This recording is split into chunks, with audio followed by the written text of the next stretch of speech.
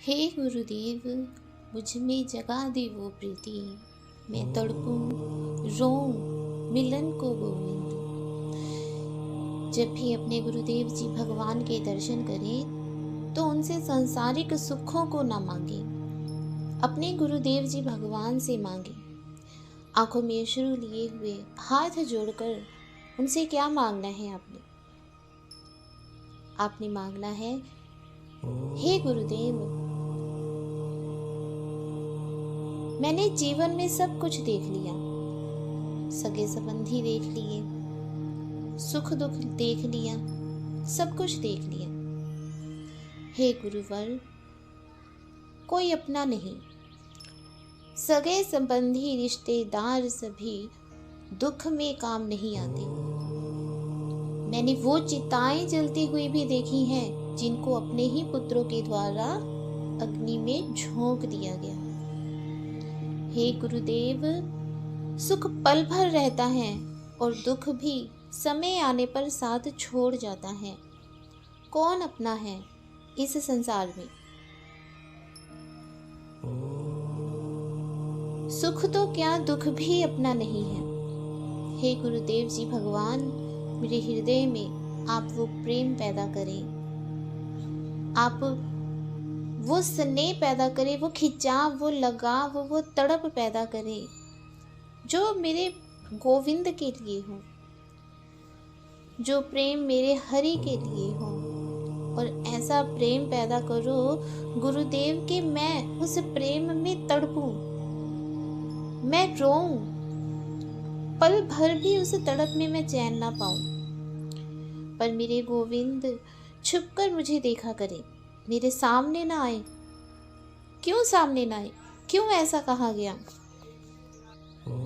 क्योंकि हे गुरुदेव जी भगवान, जैसे एक बच्चा माँ से दूर होने पर जब भूख लगती है और बच्चा माँ को पाने के लिए रोता है, माँ सभी काम छोड़कर बच्चे को दूध पिलाती है तो बच्चा शांत हो जाता है।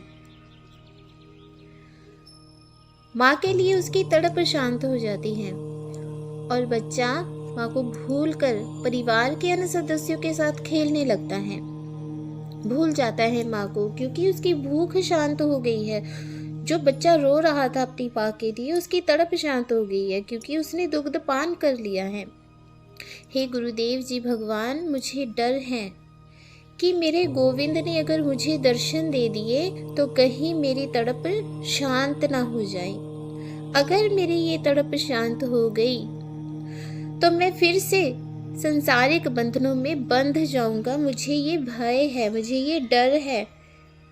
मुझे तो केवल वो प्रीति चाहिए जिसमें मैं दिन रात तड़पूं अपने गोविंद के लिए। मेरे मुख पे नाम हो तो गोविंद का, आंख खुले तो गोविंद गोविंद जपूं, आंख बंद करूं अर्थात जब मैं सोऊं तब भी गोविंद गोविंद करता हुआ ही मैं सो जाऊं। और गोविंद के लिए मेरी ये तड़प जन्म जन्म बढ़ती ही रहे, हर जन्म में मैं गोविंद के लिए तड़पूं। ये तड़प किसी भी जन्म में शांत ना हो। गोविंद के दर्शनों में जो मजा, वो मजा नहीं है जो गोविंद के लिए तड़पने में। गोविंद के लिए जब तड़पा जाता है, उस तड़प में जो मजा है वो गोविंद के दर्शन करने में नहीं है, क्योंकि दर्शन करने पर तड़प शांत हो जाती है, नयनों को सुख मिलता है, हृदय को सुख मिलता है, आत्मा को सुख मिलता है। और जब इंसान सुखी होता है तब वो भगवान को भूल जाता है। इसलिए हे गुरुदेव जी भगवान, आप मुझ में वो प्रीति जगा दीजिए मेरे गोविंद के लिए, जिसमें मैं गोविंद के लिए रोऊं, गोविंद के लिए ही तड़पूं। माता कुंती ने गोविंद से क्या मांगा? जब गोविंद ने अपनी बुआ कुंती से कहा कि कुछ मांग लो, तब माता कुंती ने गोविंद से क्या मांगा? गोविंद साक्षात माता कुंती के सामने खड़े थे और उनसे कुछ मांगने के लिए कह रहे थे। तब माता कुंती ने सुख मांगा या दुख मांगा? क्या मांगा माता कुंती ने? भगवत प्रेमियों, जब महाभारत युद्ध खत्म हो गया और गोविंद रथ पर सवार होकर हस्तिनापुर से द्वारिका जाने के लिए तैयार हुए, तब माता कुंती ने कहा, गोविंद की स्तुति करते हुए, माता कुंती ने गोविंद की बड़ी ही सुंदर स्तुति की। माता कुंती कहती हैं, गोविंद, मैं आपका धन्यवाद कैसे करूं? मुझे याद है आपने मुझ पर इतनी बड़ी कृपा की है कि जो कृपा आपने अपनी माता देवकी पर भी नहीं की। कैसी कृपा? तो माता कुंती कहती हैं, गोविंद, आपसे पूर्व आपके जितने भी भाई बहन थे,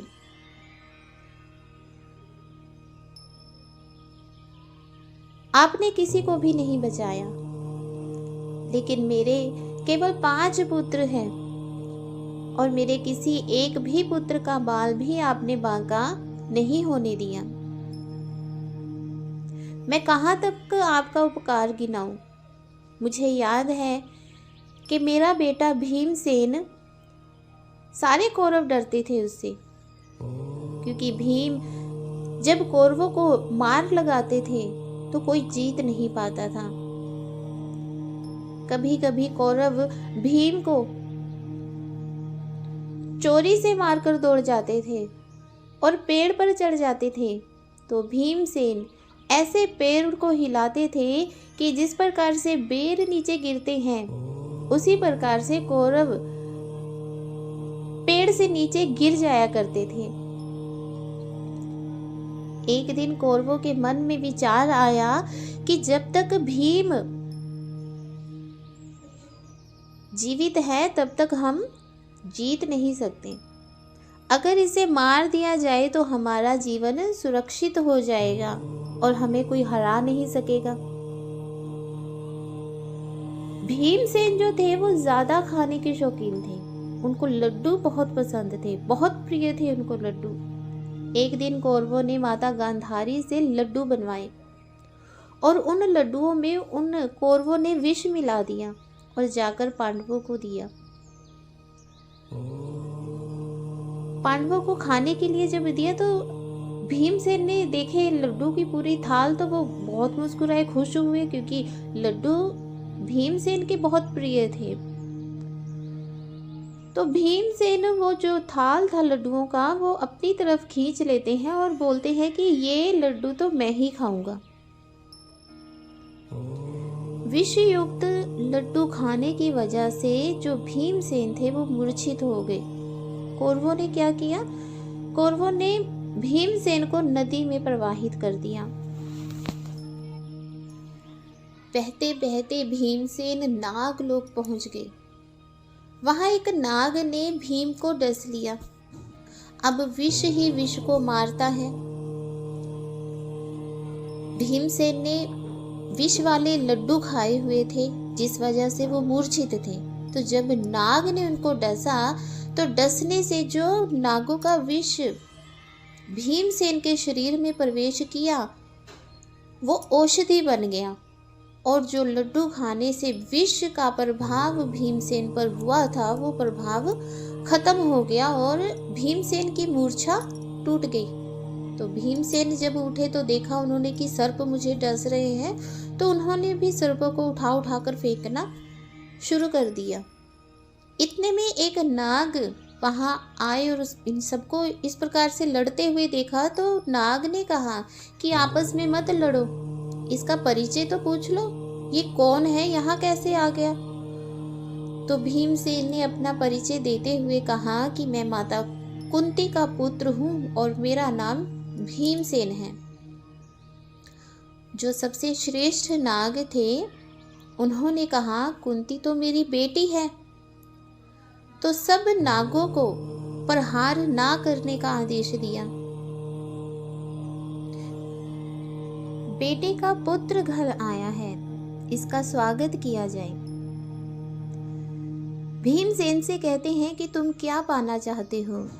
तो भीमसेन ने कहा कि लड्डू तो खा लिए, अब मुझे बहुत प्यास लगी है। तो वासुकी नाग ने कहा कि समुद्र मंथन के समय मैंने रस्सी का कार्य किया था, तो अमृत का कुछ अंश मुझे भी मिला था, इसलिए वो अमृत का जो भाग है आज भी नागलोक में है, कई कुंड भरे हुए हैं।